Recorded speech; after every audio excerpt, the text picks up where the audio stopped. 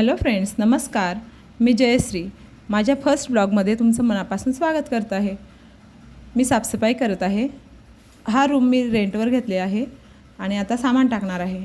सामानाच्या आधी मी पहिले कळस घरून घेणार आहे आणि कळसाची आम्ही तयारी करत होतो. बहीण आली होती माझ्यासोबत, ती पण इकडेच राहते. ती आधीच इकडे राहत होती, तिचं स्वतःचं आहे.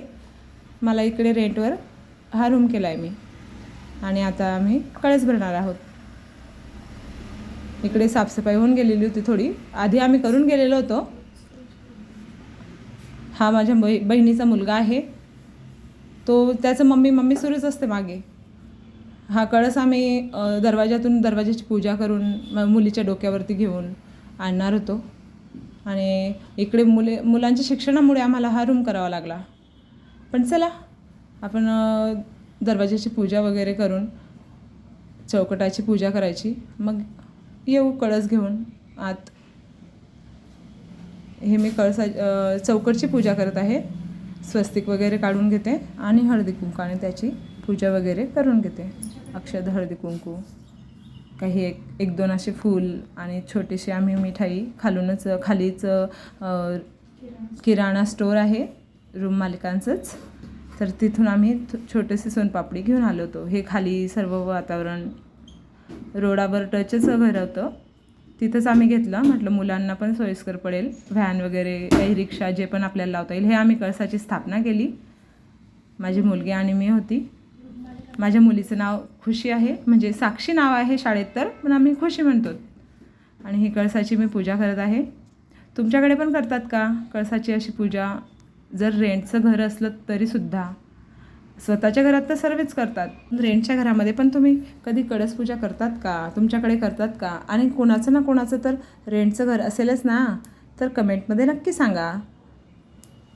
आणि इथं जे आम्ही रूम केलेलं आहे, जे मी सांगितलं की खालीच किराणा दुकान आहे, ते आमच्या नातेवाईकांचाच रूम आहे आणि तोच आम्ही रेंटवर घेतला. हा माझ्या बहिणीचा मुलगा. मोबाईल म्हणजे आज मुलांना मोबाईल हवा हातामध्ये, अशी गोष्टी झालेल्या आहेत. इकडून खिडकी पण होती आणि इकडे आम्ही देवपूजा वगैरे, ते कळसपूजा झाली आहे, दिवाबत्ती झाली सर्व. आणि बहिणीला म्हटलं तू पण करून घे पूजा. बहिणीने पण पूजा वगैरे केली. आणि हे फोटोचं वेळं असते आजकाल, बस फोटो काढायचा असतो, काही झालं म्हणजे फोटो. हे बहीण माझी पूजा करत आहे कळसाची.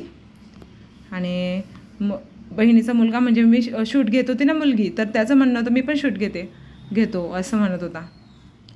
तेच चालू होतं त्याचं मधात. हे प्रसाद वगैरे वाटून देते सर्वांना. हा माझा मुलगा, याचं नाव हर्षू. त्याचा हाय बाय मधात आवाज देत होता. प्रसाद खातोय, छान म्हणतो. बस हात तर काही करता येत नाही, पण म्हणतो जरूर. हे थोडी साफसफाई करून घेतो म्हटलं आता. रचायचं ते थोडे भांडे, थोडा फफुटा वगैरे होताच तिथं, कारण की फर्निचर वगैरे काही नवंच केलेलं होतं त्यांनी, ते थोडंसं हे. आणि हे आम्ही काढून दोन्ही बहिणींनी पुसून घेतलं आणि मग पॅक करणार होतो. हे खाली सर्व ते फर्निचरचं सर्व ते बारीक भुशीसारखं पडलेलं होतं, ते झाडून घेत होतो. हा बघा हर्षू तिथून मांडीवरून मस्त बसून गेला गॅस ओट्यावर. हा शिव, याचं नाव शिव आहे. बहिणीच्या मुलाचं नाव शिव आहे. आमची साफसफाई चालू आहे. पहिले कळस पूजा करून घेतली, संध्याकाळचा वेळ होती संध्याकाळची. पहिले कळस पूजा करून घेतली. हे वरती सर्व फर्निचर आहे. एवढं तर आमचं काही सामान नाही आहे, पण आहे तर मग आता त्याला काय आपण करू नाही शकत. आणि त्याला मी सांगते, इतकी घाण उडत होती तरी तो वरती बसून राहिला. हे आम्ही दोन्ही बहिणी ते पॅक करत होतो. काढलं तर खरी पण पॅक होत नव्हतं, ते पॅक वगैरे केलं.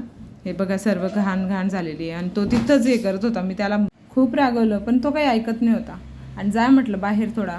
हे आम्ही पॅक वगैरे केले थोडे. हे बघा डिश वगैरे, हे ताटं सर्व रचलं गेलं होतं सर्व. म्हणजे अजून खूप काही बाकी आहे, पण चालू आहे काही ना काही थोडं रचरूच. हे डबे वगैरे, हा डबा घुसतच नाही होता, त्याची गाठा वगैरे तिकडून दुरून आणला आहे सामान, तर मग त्याला काही पॅक करून रिक्षामध्ये टेम्पोमध्ये असं आलं आहे सामान.